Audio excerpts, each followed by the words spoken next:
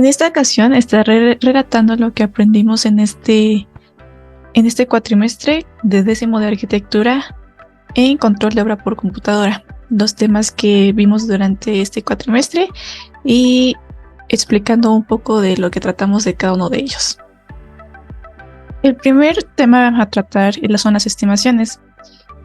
Las estimaciones generalmente se realizan de las siguientes formas. La clásica, o sea, de forma semanal, hechas el día viernes y es la duración de la semana de lunes a domingo. Se hace de un inicio y término y de ahí están las estimaciones quincenales y mensuales. Y a la derecha tenemos dos ejemplos de formato de estimaciones hechas a mano. Siguiendo con las estimaciones, pues, ¿qué son las estimaciones? Es un formato de pago donde se capturan los conceptos que desarrollan destajistas, subcontratistas y contratistas de los trabajos desarrollados sobre un tiempo determinado a precio unitario y ya aceptados pues por estas personas. Se ponen totales de los que hicieron en esa semana y hay dos formas de pago por lo general. Uno es el staff, o sea, según lo que se haga se le tiene que pagar, y de forma semanal. Y aquí tenemos dos ejemplos de formato de estimaciones, pero este formato está en una hoja de Excel. Y pues podemos ver la diferencia entre el formato en mano y el formato en Excel. De ahí tenemos los tipos de estimaciones, que son tres.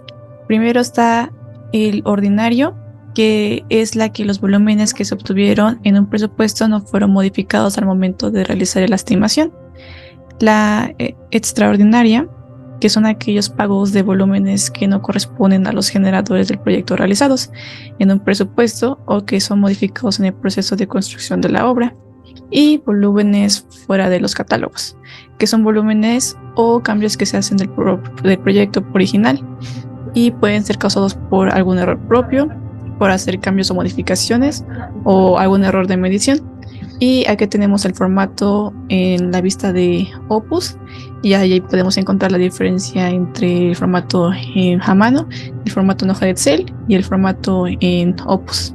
Como ya habíamos mencionado, pues las estimaciones se pueden llevar por semanas. Entonces, este es un ejemplo de cómo se llevaría o cómo se calcularía una semana. Por ejemplo, tenemos el primer concepto que es trazo y nivelación y se llevaría el 100% todo el lunes. En la limpieza de terreno tenemos que se llevaría el 100% todo el martes, junto con el acarreo con carretilla. De ahí tenemos el siguiente concepto, que igual duraría todo el miércoles, y el siguiente concepto, que es la excavación de materiales, que como se puede ver, empieza desde el jueves y va a terminar hasta la siguiente semana, lunes.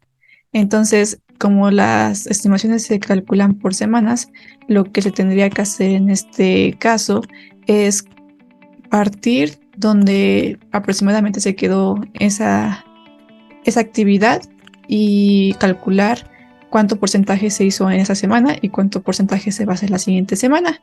En este ejemplo tenemos que se realizó un 80% en la semana desde el jueves hasta el sábado y que el lunes se realizó el otro 20%. Entonces se haría en otra estimación pues esta semana lo que se calculó de ese día.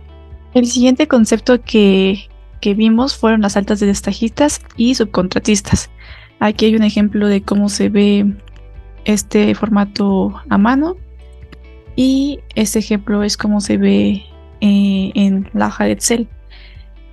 Lo que se pide básicamente en esta alta de destajistas y subcontratistas pues es un número de clave del destajista o subcontratista, el nombre de empresa o subcontratista, la especialidad de esta persona, su teléfono, la edad, el nombre del trabajador, nombre completo, su IMSS, su RFC, su Afore, su CUR y la antigüedad que tiene trabajando pues en esta empresa y su domicilio.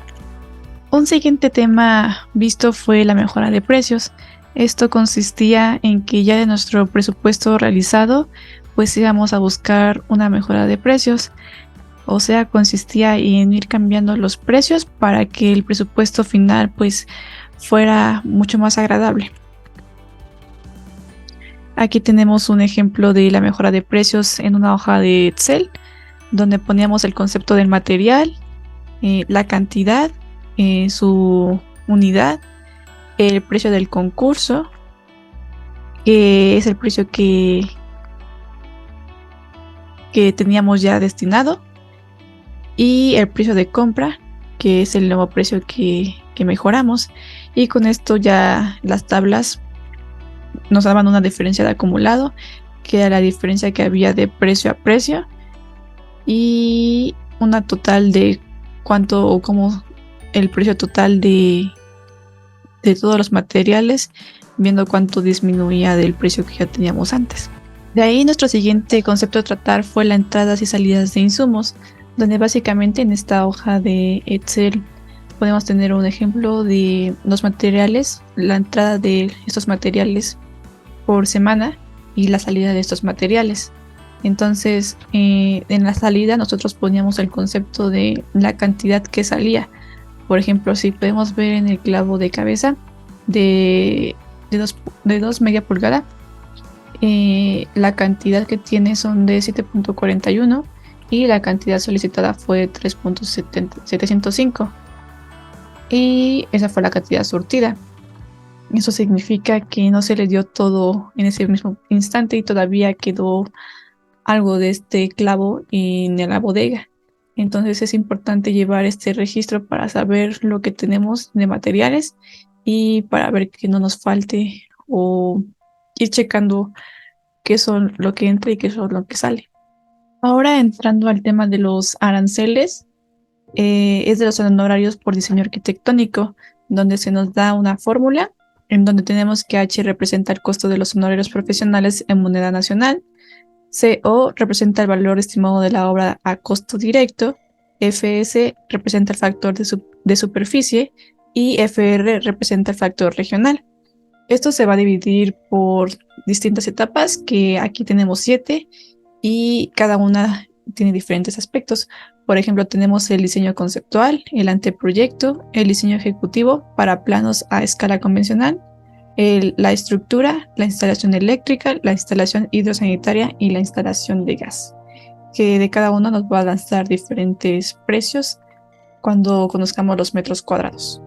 Siguiendo con los aranceles, tenemos que, para este ejemplo, tenemos que conocer los metros cuadrados de construcción del proyecto y buscar un precio estimado. Por ejemplo, en Neodata podemos buscar un ejemplo similar a nuestro proyecto y con este basarnos poniendo su precio unitario, y de ahí con las fórmulas anteriormente vistas nos va a dar un total. Es importante conocer algunos puntos de los aranceles, como que el arancel no es una norma, es solo una referencia de cuánto es lo mínimo que podría cobrarse por determinado servicio. Otra es que se debe comprender muy bien los conceptos y las variables a utilizar. Es muy común que una mala interpretación de un concepto pueda disparar el montón de los honorarios.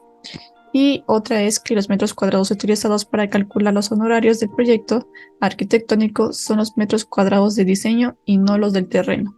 Y nuestro último tema a tratar en este cuatrimestre, pues fue de igual forma ir dando de altas a los destajistas y subcontratistas, pero esta vez en la plataforma nueva de Opus, ya actualizada, donde de igual forma nos pedían los mismos datos, solo que ahora teníamos que ir ingresándolos en Opus desde la clave del destajista o subcontratista, la razón social, que es la empresa donde trabajan, el tipo de destajista, su especialidad, el nombre completo y entre otros datos.